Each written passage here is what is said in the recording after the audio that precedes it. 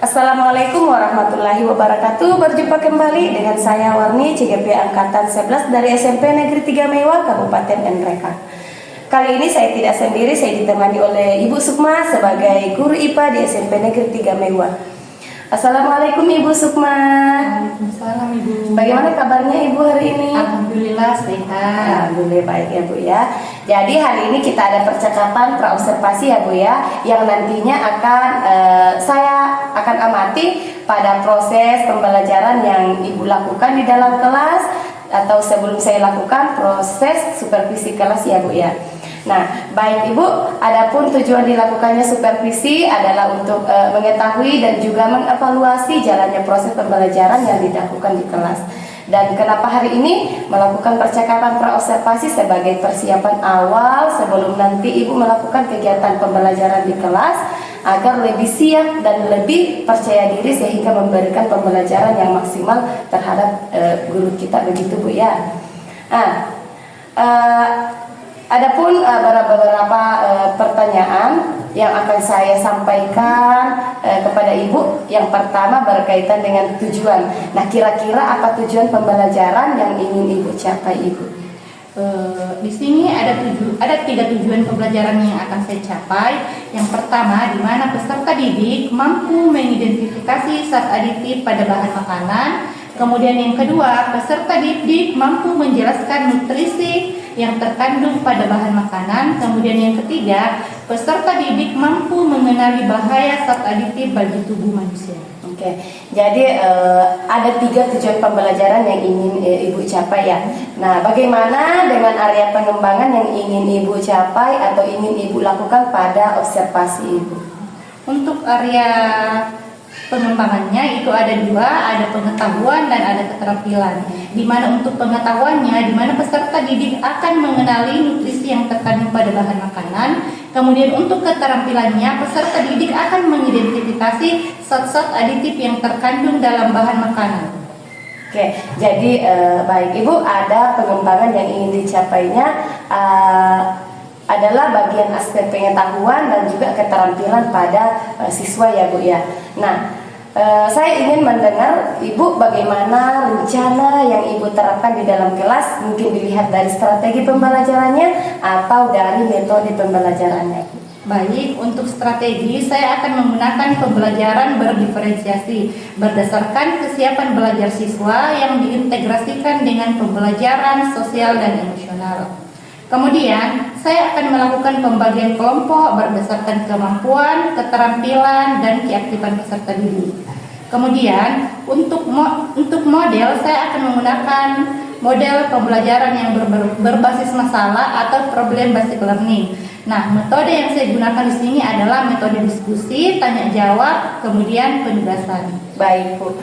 Jadi rencana yang Ibu terapkan di kelas nantinya itu menggunakan strategi pembelajaran berdiferensiasi yang diintegrasikan dengan pembelajaran sosial emosional menggunakan metode pembelajaran berbasis masalah atau PBL ya Bu ya. Dan juga metode diskusi kelompok, tanya jawab dan juga penugasan. Nah, bagaimana dengan media pembelajaran yang Ibu pergunakan di dalam kelas Ibu? Untuk media pembelajarannya, saya akan menggunakan berbagai macam snack yang biasa menjadi jajanan mereka. Kemudian saya menggunakan LKPD, saya menggunakan PowerPoint, dan juga tentunya menggunakan laptop. Baik Bu, nah kira-kira kapan Ibu melakukan kegiatan pembelajaran tersebut, di hari apa, kelas berapa, dan juga di jam keberapa Ibu? Nah, kebetulan saya memiliki jam di kelas 8C pada jam ketiga dan jam keempat. Baik Bu, jadi nanti hari Selasa depan di kelas 8C di jam ketiga dan 4 saya akan datang di kelas Ibu. Saya akan melakukan supervisi kelas. Saya akan melihat dan mencatat hal-hal apa saja yang terjadi di dalam kelas, begitu ya Bu ya. Nah, nanti setelah Ibu melakukan kegiatan observasi atau pembelajaran di kelas, kita akan adakan percakapan yang terakhir ya Bu, yaitu percakapan pasca observasi yang akan didampingi oleh pengajar praktik. Nah, sebelum kita akhiri, kira-kira apa yang Ibu dapatkan dari hasil percakapan kita hari ini, Ibu? Oke, baik Ibu. Mungkin saya akan mendapatkan gambaran mengenai media apa yang akan saya gunakan nantinya. Kemudian media yang akan saya gunakan nantinya sudah bisa saya persiapkan sejak sekarang. Kemudian saya memiliki gambaran ke depannya saya harus merencanakan apa. Oke, baik Bu. Nah, terima kasih Bu atas waktunya dan sudah bersedia berbincang dengan saya di Praobservasi. Sampai bertemu di observasi kelas pada hari Selasa ke depannya ya Bu ya. Nah, demikian percakapan kita hari ini. Sampai bertemu di kegiatan observasi kelas dan juga percakapan pasca observasi. Saya akhiri dengan kata wassalamualaikum warahmatullahi wabarakatuh. Terima kasih Ibu semua.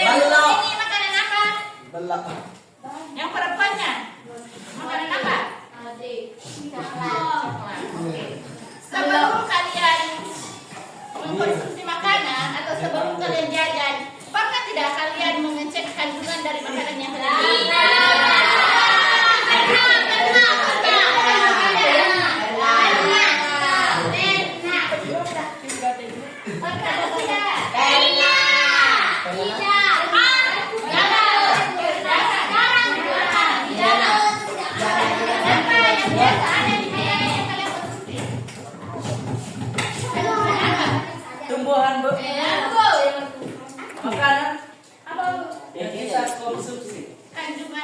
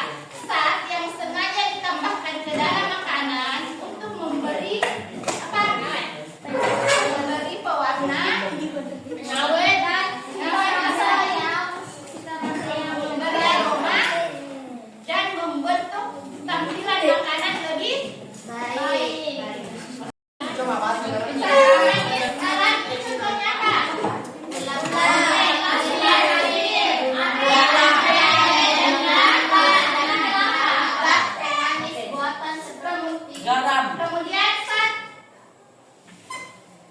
pemanis alami. Pemanis buatan contohnya apa? Aspartam, kemudian Sakarin dan kandungan. kemudian zat aditif yang ketiga.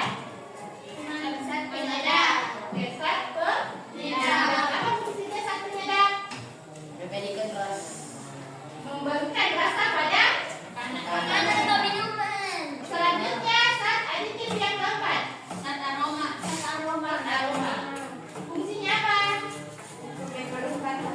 Untuk memberi aroma atau pengaruh pada makanan. Apa contohnya? Seperti bawang merah, bawang bombay, jahe, daun pandan, serai. Zat aditif yang kelima apa? Pengawet. Pengawet. Contohnya Pengawet fungsinya adalah untuk menguatkan untuk memperpanjang makanan. Contohnya apa? Zat pengawet. garam. Oke. Garam. Garam. Garam.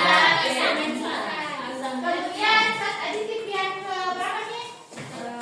Yang khas. Yang keenam apa? Pengental. Zat pengental itu contohnya Agar-agar. Telur dan tapioka. Tepung tapioka digunakan untuk memberikan kekentalan pada makanan seperti apa? Adonan. Jelly. Agar. Jelly. Agar. Yang apa? Yang Depah. seperti apa? Seperti kue. Kalau agar-agar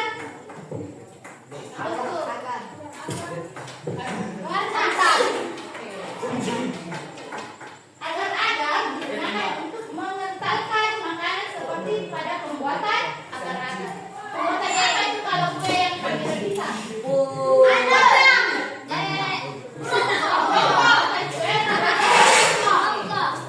Zat aditif yang terakhir itu apa? Zat pengusir fungsinya apa?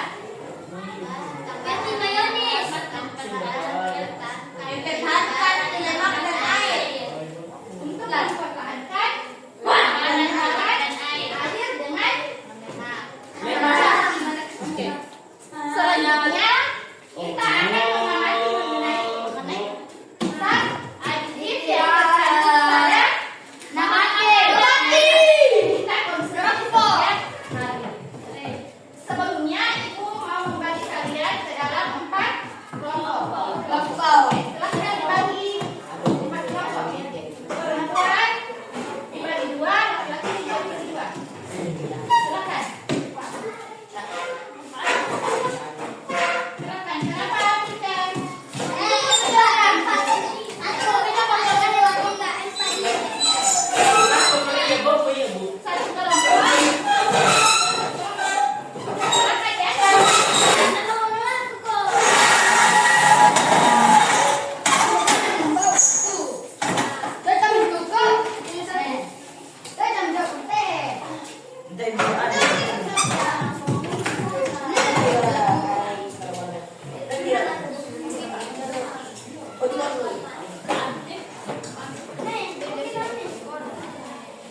Silakan dibaca SKPD-nya.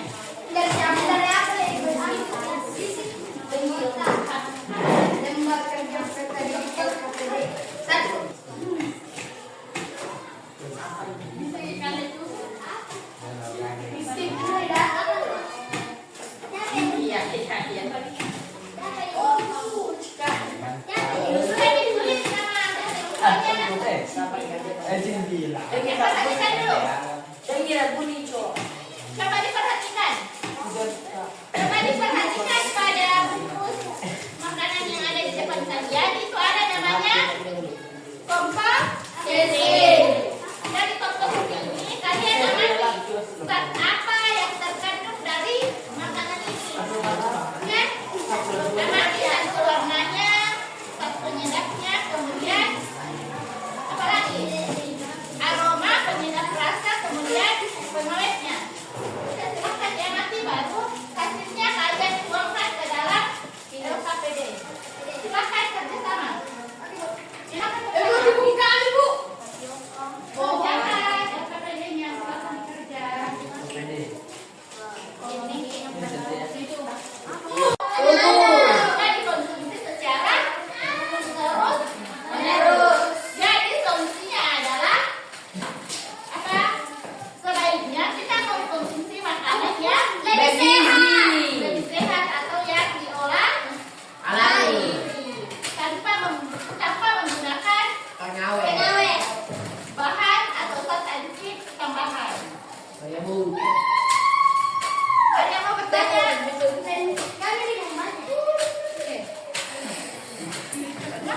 Oke,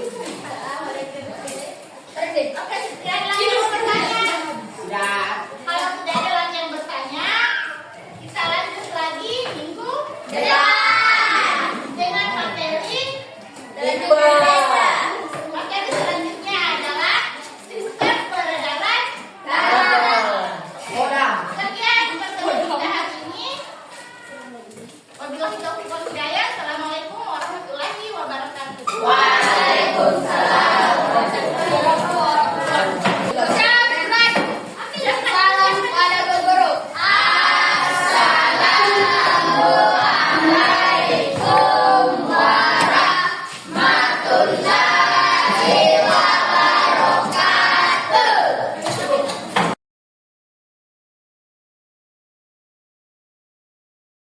Assalamualaikum warahmatullahi wabarakatuh. Assalamualaikum warahmatullahi wabarakatuh. Berjumpa kembali di percakapan pasca observasi bersama saya Warni, calon guru penggerak angkatan 11 dari SMP Negeri 3 Maiwa, Kabupaten Ntreka. Saya masih ditemani dengan Ibu Sukma sebagai guru yang telah diobservasi pada kegiatan supervisi akademik. Dengan saya pun ditemani oleh Ibu Kasmiati Siola sebagai pengajar praktik pada pendidikan guru penggerak angkatan 11. Assalamualaikum Ibu Kasmi. Assalamualaikum Ibu Sukma. Bagaimana kabarnya hari ini Ibu? Luar biasa nih semangat terus. Alhamdulillah ya Bu, alhamdulillah kita semuanya sehat-sehat walafiat. Nah baik, di percakapan pasca observasi ini saya akan memberikan pertanyaan-pertanyaan kepada Ibu terkait dengan jalannya proses observasi kelas yang sudah Ibu lakukan di kelas Ibu. Nah, untuk pertanyaan pertama Ibu, bagaimana perasaan Ibu dengan jalannya kegiatan observasi di kelas yang sudah berjalan Ibu? Karena belum terbiasa, awalnya saya merasa tegang, tapi alhamdulillah berjalan dengan lancar. Iya, begitu ya Bu ya. Alhamdulillah ada rasa tegang akan tetapi berjalan dengan lancar, berjalan dengan baik. Nah, pengembangan apa saja yang Ibu lakukan dalam kelas, kemudian langkah-langkah atau tahapan-tahapan pembelajaran apa yang Ibu sudah lakukan di dalam kelas Ibu? Mungkin kalau tahapan ya tentunya saya akan membuat perangkat pembelajaran. Kemudian untuk area pengembangan mungkin dari area pengetahuan dan area keterampilan, di mana untuk pengetahuan siswa akan mengidentifikasi zat aditif pada makanan. Kemudian untuk keterampilan siswa akan mengamati dan menuliskan komposisi serta zat-zat yang ada pada zat aditif yang ada pada makanan dan minuman kemasan yang dijaga. Oke, jadi baik Ibu. Jadi ada dua tadi yang saya dengar berkaitan dengan pengetahuan, kemudian dengan keterampilan begitu ya Bu ya. Nah, menurut Ibu sejauh mana area pengembangan yang Ibu sudah sampaikan tadi, apakah sudah berhasil dilakukan di kelas atau belum? Alhamdulillah saya sudah berjalan dengan baik, namun memang masih ada kekurangan begitu.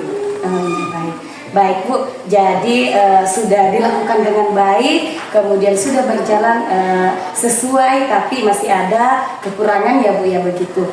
Nah menurut Ibu apakah kekurangan atau mungkin kendala-kendala yang Ibu hadapi pada saat proses pembelajaran di kelas ini?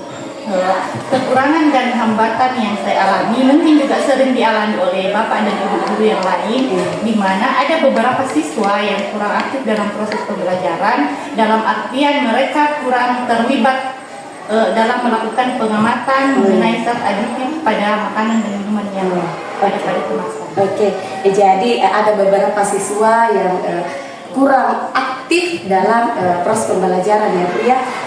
Mungkin hanya mengandalkan teman-temannya sehingga dia seperti itu Bu ya, gitu, seperti itu. Nah, kira-kira mengapa hal itu bisa terjadi Ibu? Mengapa mereka kurang aktif, kurang terlibat? Mungkin misalnya dalam kerja kelompok ya Bu. Kira-kira mengapa bisa seperti itu Ibu? Mungkin karena dalam pembagian kelompok, di mana setiap kelompok itu siswa berada dalam jumlah yang banyak. Iya. Dan saya juga akan menggunakan pendekatan yang sesuai dengan minat peserta didik. Misalnya, saya akan membagikan berdasarkan gaya belajarnya. Misalnya ada yang gaya belajar visual, ada yang gaya belajar auditori dan kinestetik. Sehingga anak akan merasa lebih nyaman. Jadi saya sesuaikan dengan kenyamanan anak tersebut. Mungkin saya akan memberikan pertanyaan kepada anak tersebut agar menyesuaikan dengan kegiatan yang ada di kelasnya harusnya seperti apa. Oke. Jadi itu rencana ke depan Ibu ya. Pada saat nantinya proses pembelajaran, Ibu akan menyesuaikan dengan gaya belajar mereka. Apakah itu dia menggunakan gaya belajar kinestetik, kemudian apakah dia menggunakan gaya belajar visual, dan juga menggunakan gaya belajar auditori ya Bu ya, seperti itu. Oke, jadi mudah-mudahan apa yang nanti Ibu rencanakan bisa terrealisasi dengan baik, kemudian memberikan proses pembelajaran yang lebih bagus lagi dari yang kemarin ya Bu ya, seperti itu. Kemudian nantinya ini Ibu, saya mau nantinya setelah proses pembelajaran yang Ibu lakukan dengan sesuai dengan rencana Ibu, yaitu menggunakan metode pembelajaran yang sesuai, yaitu kinestetik, kemudian apalagi visual dan juga auditorial. Jadi nanti Ibu, saya ingin mendengarkan cerita-cerita Ibu selanjutnya dengan menggunakan gaya belajar tersebut. Jadi mudah-mudahan bisa terrealisasi dengan baik dan memberikan pembelajaran yang berminat, gaya belajar yang lebih kepada siswa kita di kelas nantinya Ibu. Oke. Mungkin untuk waktu tepatnya belum saya tentukan, tapi insya Allah saya akan lakukan secepatnya. Oke, jadi waktunya itu secepatnya Ibu lakukannya, walaupun tapi kita perhatikan karena ini sudah di akhir semester Ibu, jadi mungkin nanti tahun ajaran baru Ibu akan laksanakan seperti itu ya, karena kita mengingat ini sudah berada pada akhir semester. Nah, baik Ibu, terima kasih atas jawaban-jawaban. Mudah-mudahan apa yang Ibu rencanakan ini bisa terrealisasi dengan baik, kemudian memberikan dampak positif terhadap anak-anak kita nantinya yang ada di sekolah kita. Baik Ibu, selanjutnya saya akan memberikan kesempatan kepada Ibu Kasmiati sebagai pengajar praktik untuk memberikan umpan balik atau tanggapan terkait dengan jalannya kegiatan percakapan pasca observasi atau mungkin kegiatan observasi kelas ini. Oke, luar biasa ini praktek coaching yang telah dilakukan oleh calon guru penggerak Ibu Warni terhadap ilmu Sukma ya. Ibu Warni telah coaching di Sukma dengan adanya kendala yang dihadapi oleh Bu Sukma bahwa ada beberapa anak-anak yang tidak aktif dalam proses pembelajaran. Dan Ibu Sukma sendiri sudah menemukan nyawannya bahwa hal itu terjadi karena dia masih kurang dalam menerapkan gaya belajar atau proses pembelajaran yang sesuai dengan gaya belajar dan minat bakat muridnya. Tapi setelah Ibu Sukma mendapatkan jawaban bahwa hal ini terjadi karena belum menerapkan gaya belajarnya, yaitu kinestetik, visual, dan auditori, saya pikir kedepannya itu bisa lebih dipertegas lagi atau diimplementasikan secara nyata lagi, dan tetap diberikan peluang kepada anak-anak untuk mengeksplor atau menggali potensi-potensi belajarnya itu, sehingga nantinya anak-anak semakin berbeda dalam belajar. Saya yakin dan percaya ketika proses pembelajaran berdiferensiasi ini kita terapkan, apakah itu berdiferensiasi proses, berdiferensiasi konten, dan berdiferensiasi produk, anak-anak semakin antusias karena anak-anak sudah menemukan bahwa inilah cara saya menemukan kompetensi yang saya kembangkan. Saya pikir itu sudah luar biasa. Terima kasih, semoga nanti ke depannya itu lebih bersinergi ya Bu ya. Jadi Bu Ani bisa mengimpaskan apa yang telah dipelajari di guru penggerak, kemudian dilimpahkan kepada Bu Sukma, sehingga nanti di sekolah akan lebih maju, bergerak bersama ya. Sehingga kedepannya lebih banyak lagi guru-guru yang lebih profesional. Saya pikir itu yang saya sampaikan. Terima kasih banyak. Iya Bu. Baik Ibu, terima kasih banyak atas umpan baliknya dan tanggapan-tanggapannya terkait dengan kegiatan pasca observasi kita hari ini. Akhirnya rangkaian kegiatan supervisi akademik sudah selesai, dimulai dari pra observasi, kemudian observasi kelas dan juga pasca observasi. Jadi dengan berakhirnya percakapan kita hari ini, maka saya akhiri dengan kata Assalamualaikum warahmatullahi wabarakatuh.